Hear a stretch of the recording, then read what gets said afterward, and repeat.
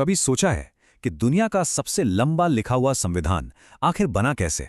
आज हम भारत की संविधान सभा के गठन के पीछे की पूरी कहानी को समझने वाले हैं। और हाँ, ये टॉपिक कई कॉम्पिटिटिव एग्जाम्स के लिए बहुत बहुत जरूरी है। ठीक है, तो आज का हमारा सफर कैसा रहेगा? सबसे पहले हम देखेंगे कि संविधान सभा की मांग उठी कैसे। फिर हम कैबिनेट मिशन योजना की गहराई में जाएंगे जिसने इसे असलियत में बदला। इसके बाद चुनावों और इसकी बनावट को समझेंगे। फिर इसकी जो पहली जरूरी बैठकें हुई उन पर नजर डालेंगे। फिर जानेंगे उन प्रमुख समितियों और उनके सदस्यों के बारे में। और हाँ, आखिर में कुछ असली एग्जाम क्वेश्चंस भी देखेंगे ताकि हमारी तैयारी एकदम पक्की हो जाए। तो देखिए, किसी भी बड़ी चीज की तरह भारत का संविधान भी एक आइडिया, एक विचार के साथ शुरू हुआ। पर सवाल यह है कि यह विचार आया कहां से? तो चलिए सबसे पहले यही पता करते हैं कि एक संविधान सभा का ख्याल आखिर पनपा कैसे और किसके दिमाग में यह सबसे पहले आया। और देखिए, यह कोई एक रात की बात नहीं थी। ये मांग तो सालों साल और मजबूत होती गई। इसकी शुरुआत हुई 1934 में। एक बहुत दूर की सोचने वाले विचारक थे, एम.एन. रॉय, और साथ में स्वराज पार्टी, इन्होंने ये मांग रखी। ठीक एक साल बाद 1935 में इंडियन नेशनल कांग्रेस ने इस मांग को ऑफिशियल बना दिया और बस ये स्वतंत्रता आंदोलन का एक मेन पॉइंट बन गया। और फिर दूसरे विश्व युद्ध के दौरान 1942 में अंग्रेजों ने क्रिप्स मिशन के जरिए एक फॉर्मल प्रपोजल रखा जिसने आगे का रास्ता तैयार कर दिया।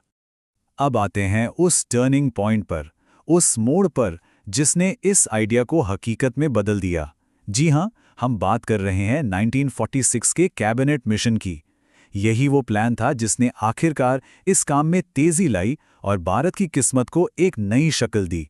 अच्छा, इस कैबिनेट मिशन प्लान में सबसे इंटरेस्टिंग बात क्या थी? वो ये थी कि इसने असेंबली बनाने के लिए एक बहुत ही प्रैक्टिकल फ्रेमवर्क तैयार किया। उन्होंने रिप्रेजेंटेशन को सीधा पॉपुलेशन से जोड़ दिया, मतलब मोटे तौर पे हर 10 लाख लोगों पर एक रिप्रेजेंटेटिव। सोचिए, ये कितना बड़ा कदम था।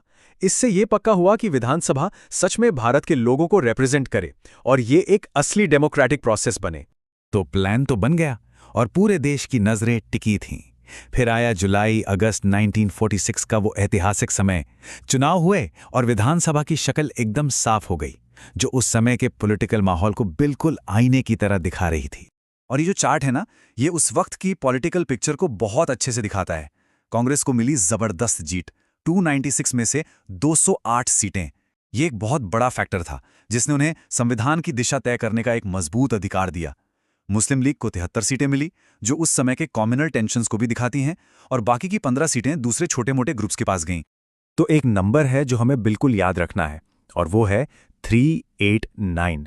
ये थी विधानसभा की टोटल स्ट्रेंथ। अब इसमें कौन कौन थे? 296 सदस्य थे ब्रिटिश भारत से चुने हुए और 93 सदस्य थे रियासतों से मनोनीत यानी नॉमिनेटेड। ये दिखाता है कि उस समय भारत का पॉलिटिकल सेटअप कितना कॉम्प्लेक्स था। तो असेंबली तो बन गई, लेकिन असली काम तो अब शुरू होना था। दिसंबर 1946 में इसकी पहली ऐतिहासिक बैठकों के साथ संविधान बनाने का वो बड़ा काम आखिरकार शुरू हो ही गया। शुरुआत के ये कुछ दिन बहुत ही ज्यादा महत्वपूर्ण थे। इन्होंने ही पूरी संविधान बनाने की प्रक्रिया की नींव रखी। 9 दिसंबर को सबसे सीनियर मेंबर डॉक्टर सच्चिदानंद सिन्हा को टेम्पररी प्रेसिडेंट बनाया गया, और फिर ठीक 2 दिन बाद 11 दिसंबर को डॉक्टर राजेंद्र प्रसाद को परमानेंट प्रेसिडेंट चुन लिया गया, जिन्होंने अपनी समझ और शांत स्वभाव से सभा को संभाला। और फिर आई 13 दिसंबर की तारीख, जब जवाहरलाल नेहरू ने वो ऐतिहासिक उद्देश्य प्रस्ताव पेश किया। देखिए, ये सिर्फ एक प्रस्ताव नहीं था, ये आने वाले भारत का एक पूरा विजन था, एक सपना था।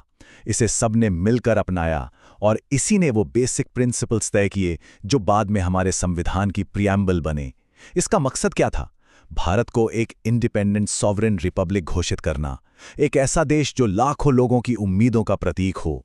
अब सोचिए, एक पूरे देश के लिए संविधान बनाना, ये तो एक बहुत बड़ी पहेली को सुलझाने जैसा है ना? तो ये काम कैसे हुआ? इस बड़े काम को आसान बनाने के लिए इसे कई समितियों मतलब कमिटीज में बांटा गया, और हर कमेटी को एक बड़े नेता लीड कर रहे थे जो अपने अपने फील्ड के एक्सपर्ट थे। वैसे तो कमेटी कई सारी थीं, लेकिन एक कमेटी थी जो सबसे अहम थी। वो थी ड्राफ्टिंग कमेटी, और इसके अध्यक्ष थे डॉक्टर बी.आर. अंबेडकर। उन्हें संविधान का असल ड्राफ्ट तैयार करने का जबरदस्त काम सौंपा गया था। उनके इतने डिटेल्ड काम और लीगल एक्सपर्टीज की वजह से ही तो उन्हें भारतीय संविधान का मुख्य वास्तुकार यानी chief architect of the Indian constitution कहा जाता है। और ये एक ऐसी उपाधि है जो आज भी हम सब जानते हैं। तो चलिए, अब तक जो हमने सीखा है उसे टेस्ट करने का समय आ गया है। देखते हैं कि ये सारी हिस्टोरिकल इंफॉर्मेशन असल एग्जाम क्वेश्चंस में कैसे पूछी जाती है, क्योंकि आखिर में तो यही मैटर करता है ना? इस जानकारी को प्रैक्टिकल नॉलेज में बदलना। तो इसका सही जवाब है ए, 1934 में स्वराज पार्टी। देखा, मांगों की टाइमलाइन याद रखना कितना जरूरी है। और ये हमें एक बहुत पावरफुल बात की याद दिलाता है कि इतिहास के बड़े बड़े मोड़ अक्सर एक छोटे से आइडिया से ही शुरू होते हैं। भारत का संविधान भी तो एक आइडिया के तौर पर ही शुरू हुआ था, जो बाद में एक पूरे देश की उम्मीदों और सपनों का प्रतीक बन गया।